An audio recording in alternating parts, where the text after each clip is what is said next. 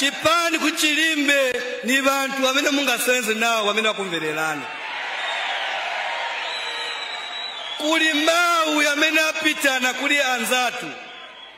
Vena ni ma MP, venango ni ma candidate ati bazayimira independent. Nane nikamba pamenso pano wa president. Ngani ni National Youth Chairman. Wamene asensa chipani cha UPND. Kubwera ku structure kuyambira ku ward kuma branch.